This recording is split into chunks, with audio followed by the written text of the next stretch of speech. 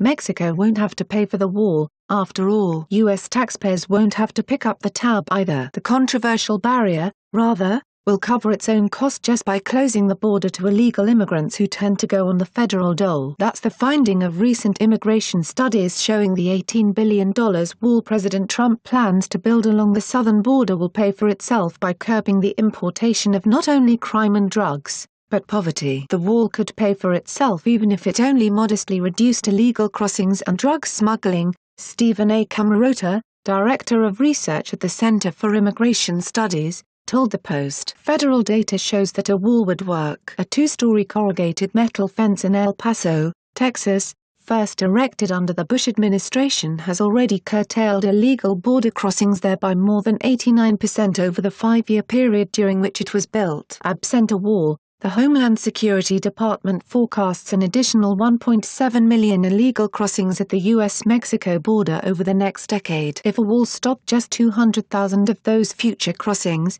Camarota says, it would pay for itself in fiscal savings from welfare, public education, refundable tax credits and other benefits currently given to low-income, illegal immigrants from Mexico and Central America. If a wall stopped 50% of those expected crossings, he says, it would save American taxpayers a whopping $64 billion, almost 4 times the wall's cost, to say nothing of the additional billions in federal savings from reduced federal drug interdiction and border security enforcement. Camarota explains that illegal border crossers from Mexico and Central America, who account for more than 75% of the illegal immigrant population in the U.S., are overwhelmingly poor, uneducated and lack English language and other skills. In fact, the average Latino illegal immigrant has less than a 10th grade education. That means if they work, they tend to make low wages, and as a result pay relatively little in taxes while using public services. And if they have children while in the U.S., they more often than not receive welfare benefits on behalf of those U.S.-born children,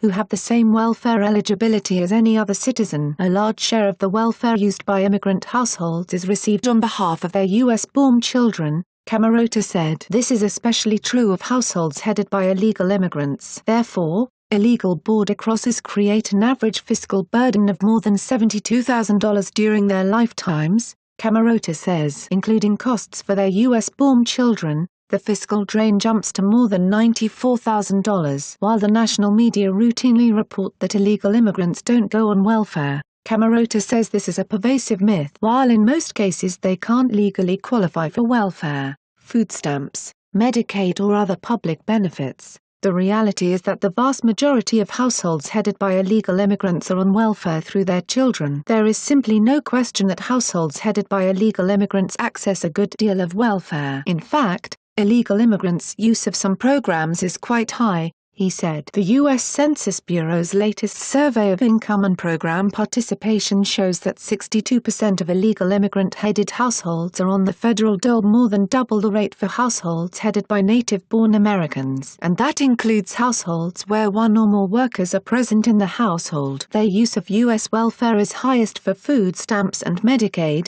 data show. Though welfare use among illegal immigrants is much more associated with children, childless illegal households still use some welfare programs at surprisingly high rates, Camarota pointed out. Some collect federal benefits through fraud or administrative errors or through green card holders. But in the case of Medicaid, pregnant women illegally in the country can sometimes be enrolled in the program. There is also an emergency Medicaid program that covers predominantly illegal immigrants. Funds from the multi-billion-dollar program go to hospitals to offset the cost of treating adult illegal aliens who can't pay their bills. And it's not just for ER visits. In New York, the program can be used to provide chemotherapy and radiation therapy for illegal immigrants. In addition, Camarota said the IRS each year pays out billions to illegal immigrants in refundable child tax credits and the earned income tax credit. While Democrats complain the $18 billion price tag for the Trump wall is too high, the Dreamers amnesty bill they want Trump and Republicans to pass in exchange for funding the wall, or ideally in spite of the wall, would cost U.S. taxpayers even more than the construction of the border partition over 10 years. The cost of the DREAM Act has been estimated as very large at $26 billion net cost in the first 10 years, Camarota noted. Indeed, The Congressional Budget Office recently estimated that 3 million DREAM Act recipients would receive an estimated $12 billion plus in Obamacare subsidies, more than $5.5 billion in Medicaid benefits, $5.5 billion in earned income and child tax credits, and more than $2 billion in food stamps. A bipartisan bill incorporating the deal was defeated in the Senate last month by a vote of 54-45. Trump rejected the proposal in favor of a tougher border bill introduced by Sen. Chuck Grassley, R. Iowa, which limits the number of DACA beneficiaries to 1.8 million, curbs family visas, or so-called chain migration, and phases out the diversity visa lottery,